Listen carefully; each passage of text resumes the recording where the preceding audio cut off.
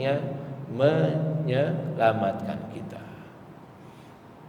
Jadi ini kalimat yang begitu sangat dalam ketika Allah Subhanahu wa taala mengatakan, aku haramkan untuk diriku kezaliman, sebaliknya aku wajibkan untuk diriku kasih sayang, kata Allah.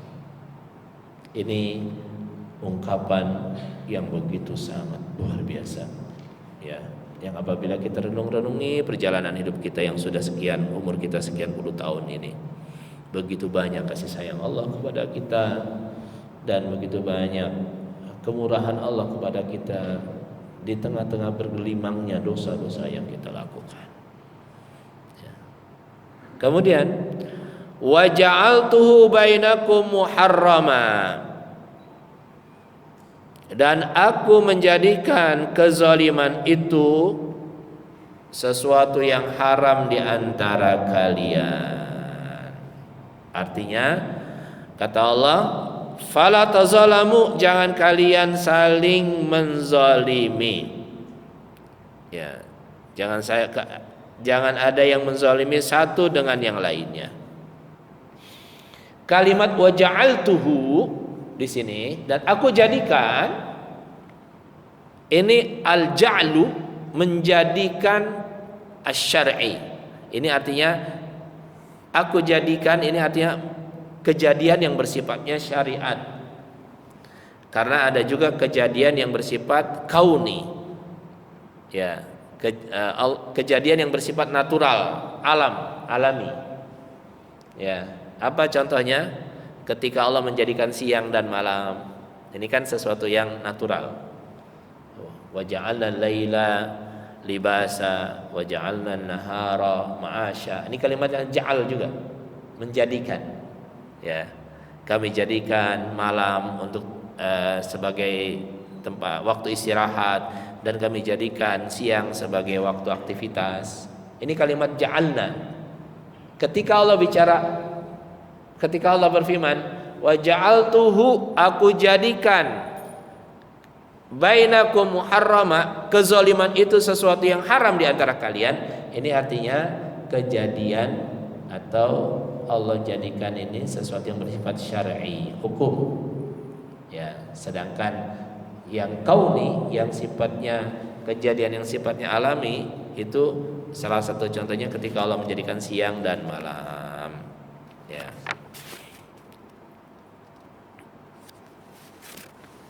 Wa ja'altuhu bainakum muharrama, aku jadikan di antara kalian kezaliman itu sesuatu yang haram. Artinya kezaliman antara satu hamba dengan hamba yang lain itu sesuatu yang haram. Di mana? Di 3 tempat. Jemaah sekalian, zalim dalam bentuk apa? Dalam 3 bentuk atau di 3 tempat.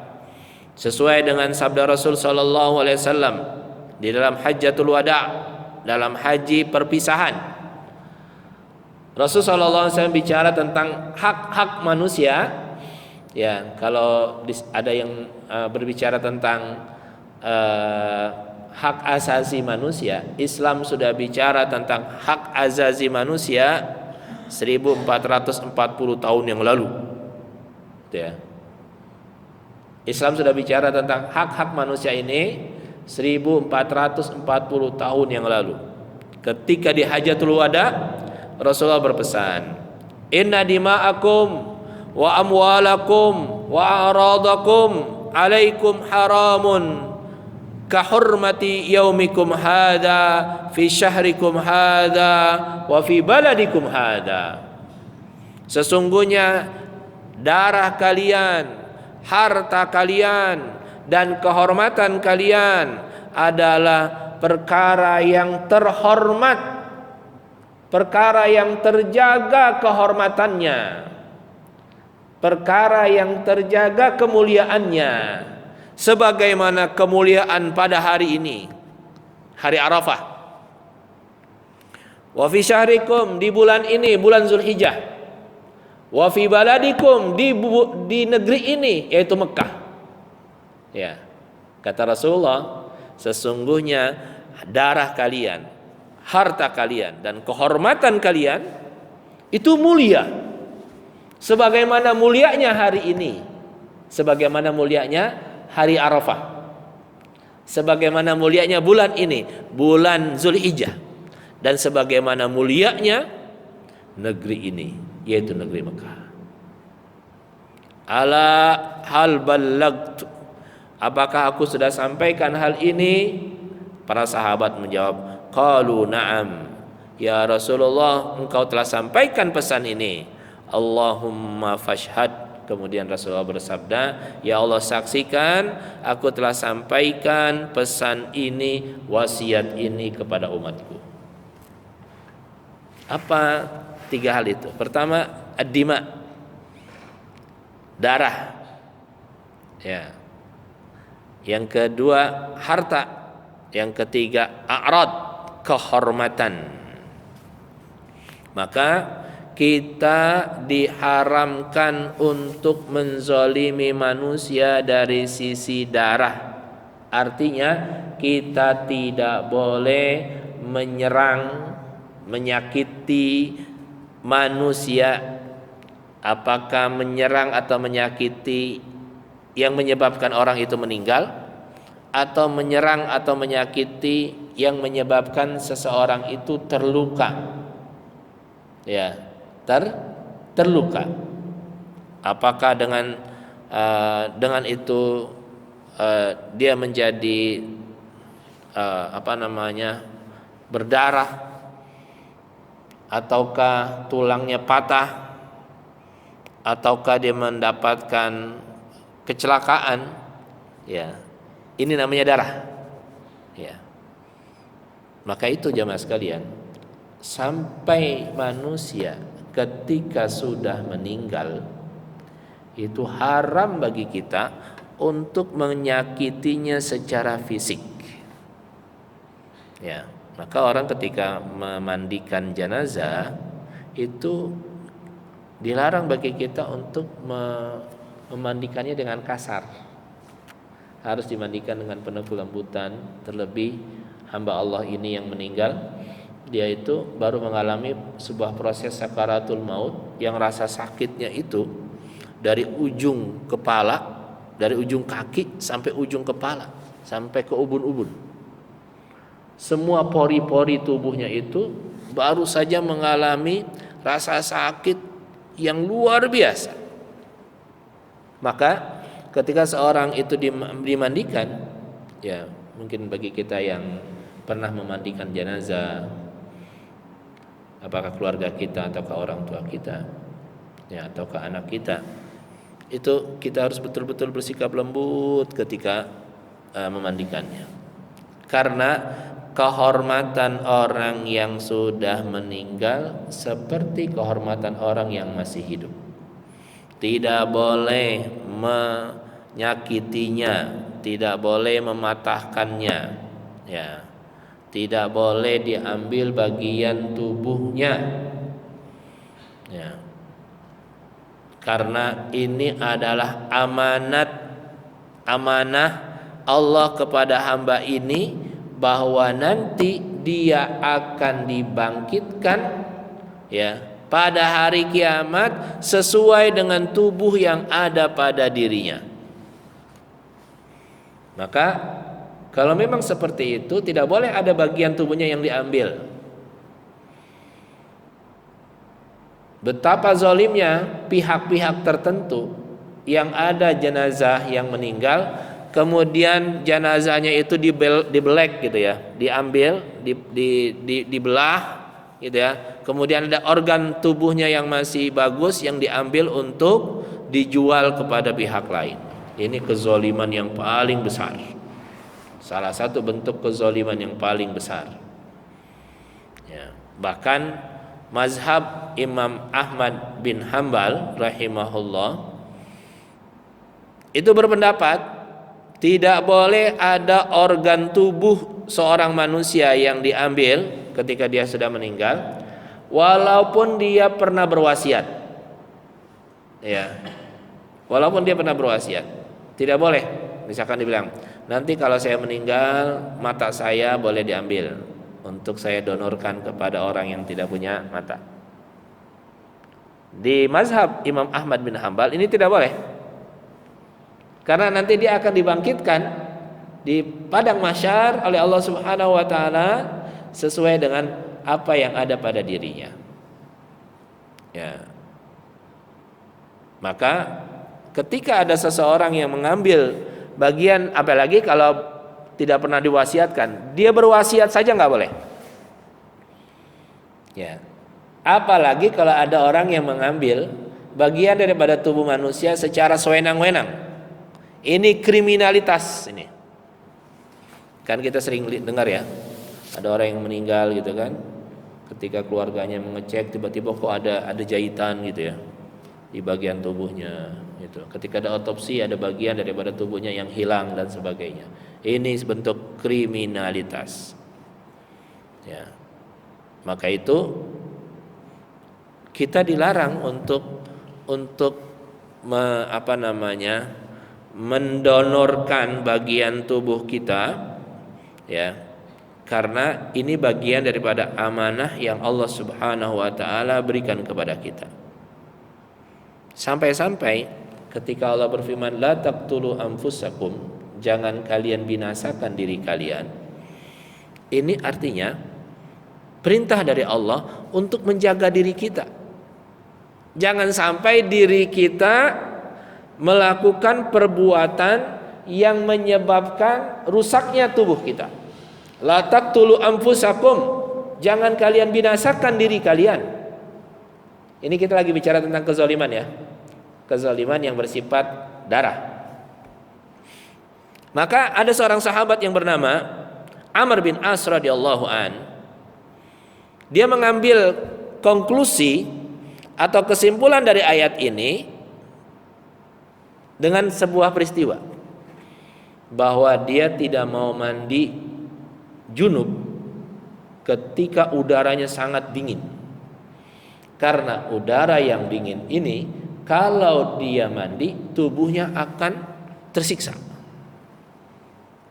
Bisa jadi dia bisa meninggal karena udara yang sangat dingin. Kita tidak mengalami udara dingin yang seperti di negara-negara lain, jemaah sekalian. Ya, di Saudi Arabia itu ada masa musim dingin ketika manusia belum mendapatkan fasilitas air panas. Itu kalau mandi nggak ada mandi kecuali dengan air dingin, yang bisa menyebabkan seseorang itu mengalami sakit.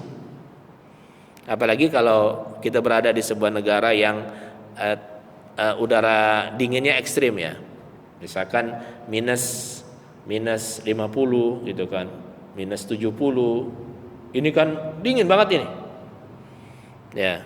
Sampai ada di sebuah negara dekat-dekat kutub sana, kalau lagi musim dingin mereka menghidupkan mobilnya Pak 24 jam. Mobilnya dihidupin tuh 24 jam. Kenapa? Kalau dimatiin mesinnya nggak bisa dihidupin lagi, saking dinginnya tuh udara. Kita bersyukur kita berada di garis khatulistiwa, yang udara yang ada di negara kita ini tidak ekstrim, ya, baik ekstrim secara dingin banget maupun ekstrim secara panas banget. Nah, Amr bin As radhiyallahu an ini adalah seorang sahabat yang mengambil kesimpulan dari situ. Maka ketika terjadi sebuah peperangan, ya, Amr bin As memimpin sebuah peperangan, kemudian dia junub dan di waktu itu musim lagi dingin, ya. Maka Amr bin As tidak mandi, dia cuma tayamum, kemudian memimpin sholat. Ini sahabat pada ngelihat, ini Amr bin As kok memimpin sholat di dalam kondisi junub, dia cuma bertayamum, dia enggak mandi. Selesai peperangan tersebut, sampailah mereka ke Madinah dan berita itu sampai kepada Rasulullah SAW dari anak-anak buahnya, dari tentara-tentara yang dipimpin oleh Amr bin As. Kemudian dipanggil sama Rasulullah SAW. Qala as-salaita bi ashabika wa anta junub. Wahai Amr, benarkah berita yang sampai kepadaku bahwa engkau memimpin sholat bersama dengan teman-temanmu, engkau dalam kondisi junub, ya, yaitu tidak mandi, dia cuma tayamum. Faqal ya Rasulullah inni dzakartuka Allah taala "Ya Rasulullah, aku pernah dengar, aku pernah ingat firman Allah Subhanahu wa taala, wala taqtulu anfusakum innallaha kana bikum rahima." Janganlah engkau binasakan dirimu, padahal Allah Maha Penyayang. Ya, dalam surah An-Nisa di ayat yang ke-29. Kata Amr bin As, "Wa khiftul barda fatayammamtu." Wahai Rasulullah, aku sangat tersiksa dengan dingin itu. Aku takut kalau aku mandi, aku bisa binasa. Maka kemudian aku ganti mandi itu dengan tayamum. Apa respon Rasul sallallahu alaihi wasallam? Fadhahikan Nabiyyu sallallahu alaihi wasallam wa aqarrama ala fi'lihi. Rasulullah hanya tersenyum, tertawa, dan membiarkan hal itu, menetapkan apa yang dilakukan oleh Amr bin As sebagai sebuah hal yang benar. Ya. Jadi kita tidak boleh membuat tubuh kita bahaya, ya, karena apa yang ada pada tubuh kita ini adalah amanah dari Allah. Wala taqtulu anfusakum, jangan kalian celakakan diri kalian. Maka kenapa Allah mengharamkan mengkonsumsi hal-hal yang bahaya? Allah mengharamkan khamar, Allah mengharamkan narkoba, gitu ya. Sampai ada sebagian ulama itu yang mengharamkan rokok, walaupun tidak semuanya. Ya. Kenapa? Karena merokok ini juga membahayakan tubuh kita.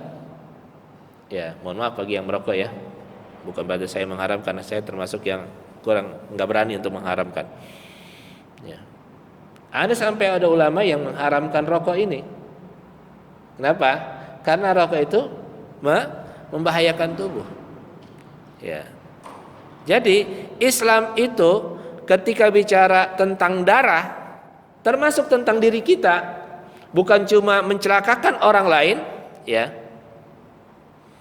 tetapi juga termasuk mencelakakan diri kita. Ya. Maka itu jamaah sekalian, hadis ini luar biasa. Maka dalam hadis yang menjadi satu kaidah usul fiqh, la darara wa la dirar. Tidak boleh kita membahayakan orang lain, dan juga tidak boleh kita membahayakan diri kita sendiri.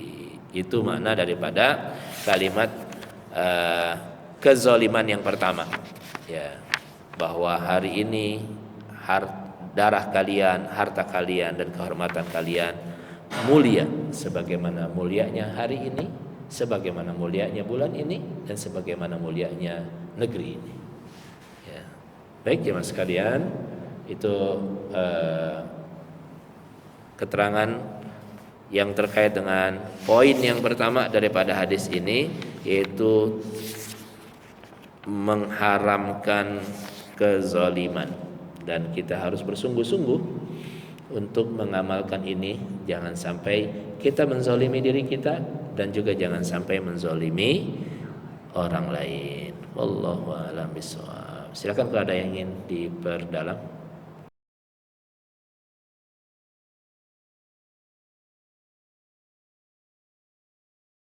Ya mas sekalian rahmati Allah, di antara adab Islam yang harus kita miliki itu adalah berkata dengan lembut, ar-rifq. Ya. Walaupun kita tidak bisa menyamakan antara kelembutan kita dengan orang lain.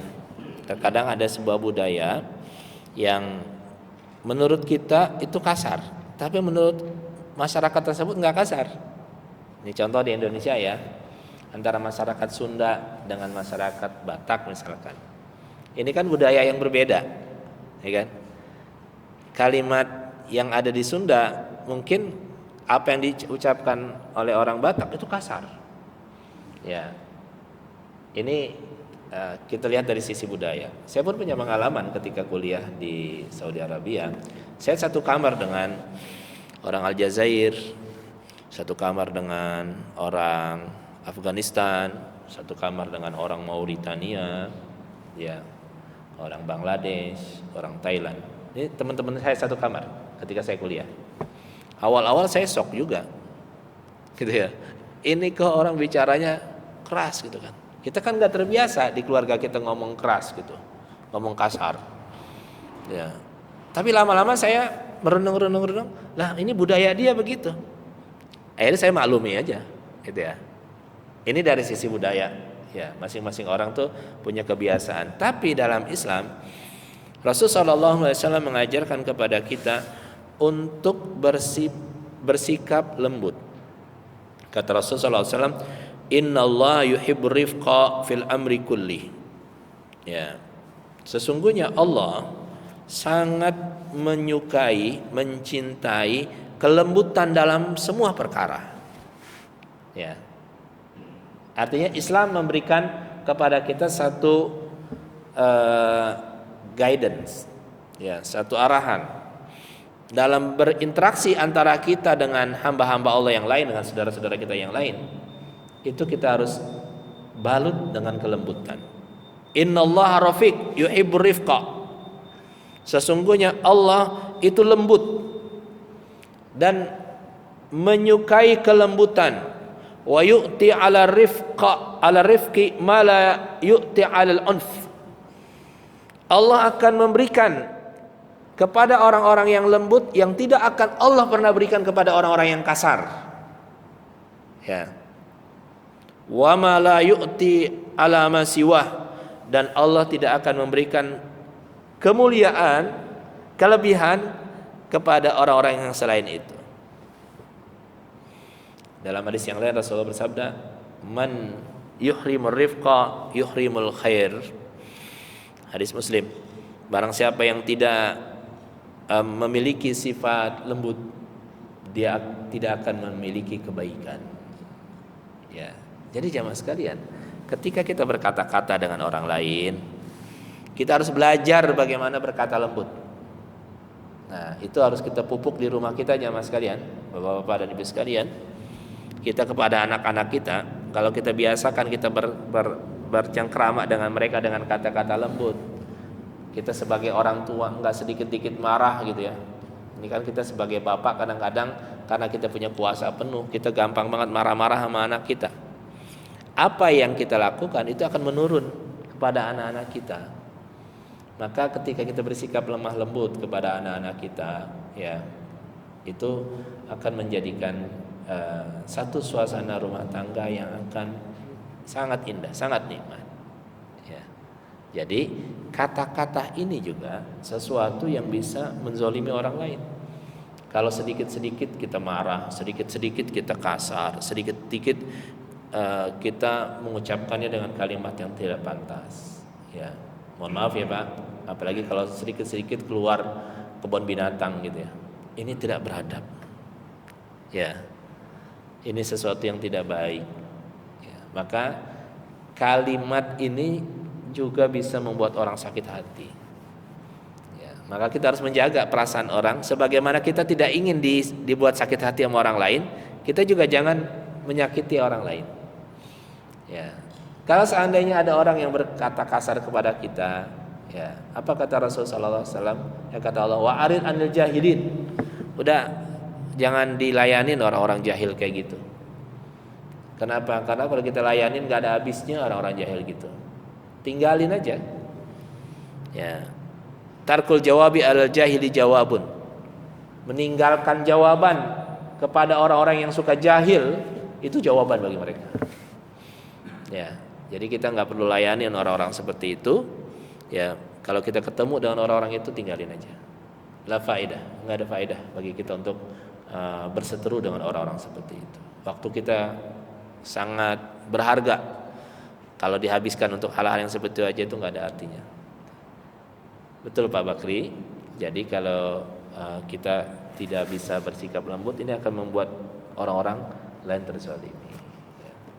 Wallahu a'lam bishawab. Baik jemaah sekalian, sudah masuk waktu syuruk ya. Demikian pembahasan kita, insyaallah hadis ini masih panjang. Ini kemungkinan kita akan habiskan 2-3 pertemuan lagi karena banyak sekali ibar pelajaran, nasihat yang bisa kita dalami daripada hadis ini. Ya. Mari kita tutup dengan sama-sama baca hamdalah, istighfar dan doa kafaratul majlis. Alhamdulillahirabbil alamin. Astaghfirullahal azim. Subhanallah bihamdi subhanakallah bihamdika asyhadu an la ilaha illa anta astaghfiruka wa atubu ilaik. Sallallahu ala sayidina Muhammad wa ala alihi wa sahbihi ajmain wa la faminkum. Assalamu alaikum warahmatullahi wabarakatuh. Sadaqallahul azim.